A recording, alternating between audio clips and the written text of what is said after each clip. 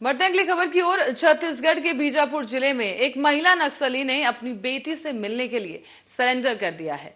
महिला अपने आपको उसने पुलिस स्टेशन में जाकर सरेंडर किया। और आपको बता दें कि इस महिला के सर पर 5 लाख रुपए तक का इनाम घोषित किया गया था।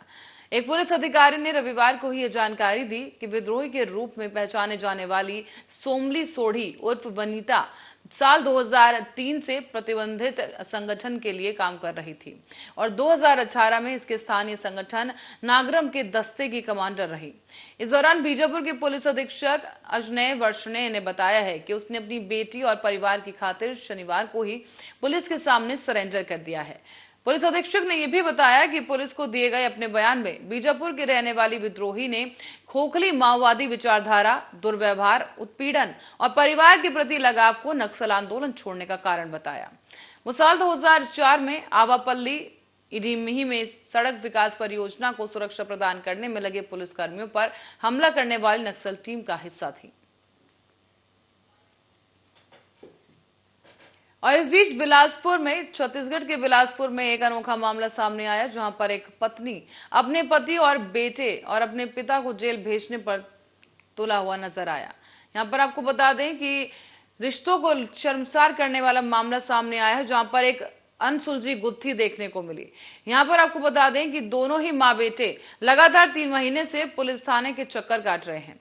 माँ बेटे को आरोप है कि पिता ने बेटी पर चरित्र शंका की चलते उसकी आत्महत्या करने के लिए उसे मजबूर किया और अब बेटा अपनी मां के साथ पिता को जेल भिजवाने के लिए पुलिस स्टेशन के चक्कर लगा रहा है।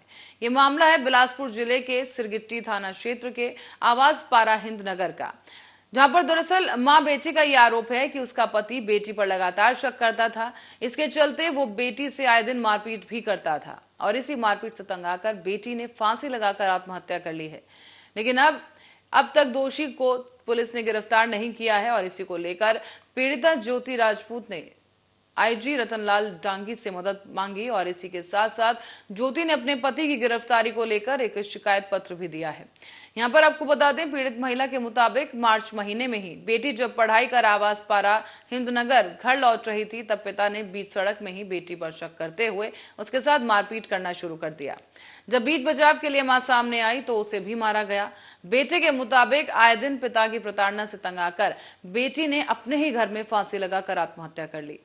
बताया यह भी जा रहा है कि पिता की प्रताड़ना से पूरा परिवार परेशान रहता है, लेकिन अब तक इस आरोपी पिता के खिलाफ कोई कार्रवाई नहीं की गई है। तो वही खबर ग्वालियर से है, जहां पंचायत के चुनाव को लेकर सभी तैयारियां पूरी की जा चुकी हैं। तो वहीं जिला प्रशासन और निर्वाचन आयोग भी ग्राम पंचायतों में भेजने के लिए निर्वाचन टीमों को तैयार कर रहा है। और इस बीच आपको यह भी बता दें कि कलेक्टर कैलेशलेंद्र विक्रम सिंह ने उनके मुताबिक पंचायत चुनावों के लिए ऑब्जर्वर नियुक्त हो चुके हैं।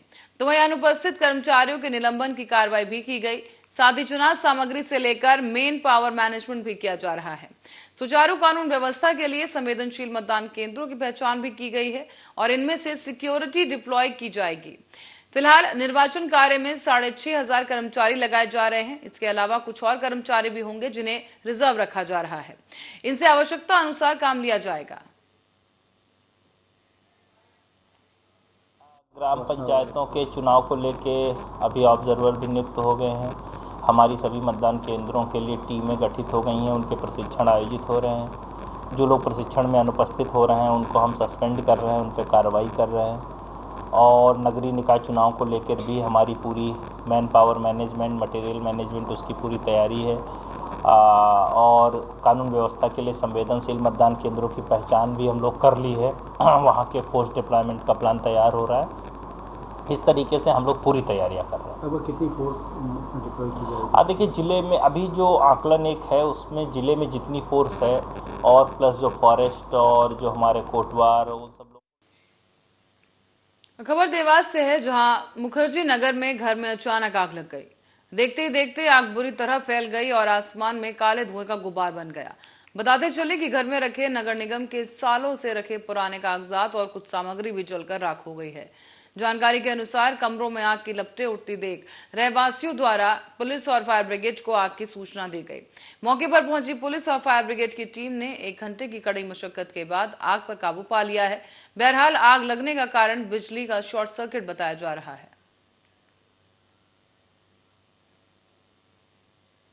कुछ देर पहले हमें जानकारी मिली कि कुमकुम गार्डन में कहीं आग लगी है, तो हमने दरोगा को संपर्क किया। दरोगा ने देखा कि अब यह आग लगी, तो दरोगा जी ने फायर ब्रिगेड को फोन लगाया। मैंने भी फोन लगाया तो फायर ब्रिगेड आ गई थी।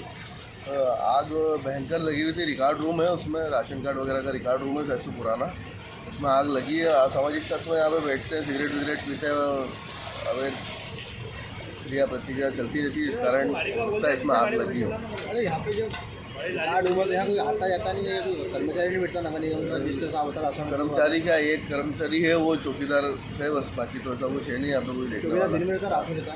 उसकी तो ड्यूटी दिन की है। और ये आग कब लगी है? आग अभी सुबह का ही बता रहा है, सुबह चलने लगा। वैसे ही मेरे पास खबर है तो मैं दौड़ता हुआ आया। कितनी फायर ब्रिगेड यहाँ फायर ब्रिगेड? हाँ, फायर ब्रिगेड आ कितनी आई है अभी तक? 2 फायर ब्रिगेड आ गई थी, फिर एक टैंकर भी आया पानी बुझाने में लगे हुए हैं। लगभग थोड़ा बहुत बचा तो बुझा रहा है।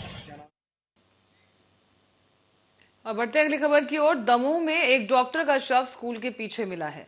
मृतक की पत्नी ने गांव के ही 2 लोगों पर हत्या करने का आरोप लगाया और उसका यह भी कहना है कि कर्ज नहीं चुकाने पर पति की हत्या कर दी गई है। फिलहाल पुलिस ने इस मामले की जांच शुरू कर दी है और जानकारी के अनुसार ये मामला बालाकोट गांव का बताया गया। यहां रहने वाले वेटरनरी डॉक्टर जसवंत सिंह टेकाम का शनिवार को ही शव बरामद हुआ है। भीलमपुर गांव में स्कूल के पीछे से शव बरामद किया गया। आपको ये भी बता दें कि पुलिस ने रात में इस शव को अस्पताल लेकर पुलिस पहुंची, जहां डॉक्टर की पत्नी वंदना टेकॉम ने बताया है कि शनिवार शाम उसके पति पैदल घूमने के लिए घर से निकले थे। कुछ ही देर बाद नरेंद्र लोधी उनके घर पहुंचा और पति के बारे में पूछताछ की। कुछ ही देर बाद जब वो घर लौटा और मुझसे पति के बाइक की चाबी मांगी और कहा कि वो नहीं मिले तो उन्हें खोजने दूसरे गांव जाना है, ये बोलकर वो बाइक लेकर चले गए। करीब 1 घंटे बाद वो फिर लौटा और उसने बताया कि डॉक्टर कहीं नहीं मिले। उसने ये भी बताया कि बाइक से साइलेंसर उसका पैर जल गया, यानी कि इसका इलाज कराने जा रहा है। इसी बीच उनके पड़ोसी दमोह जा रहे थे और इस दौरान भीलमपुर गांव में महिला के पति का शव देखा गया। इसी के बाद पुलिस ने शव को अपने कब्जे में लिया और कहा कि इस झगड़े के चलते हत्या की गई है। साथ ही आपको ये भी बता दें, भीलमपुर पहुंची जो महिला तो उसने देखा कि एम्बुलेंस में पति का शव रखा है।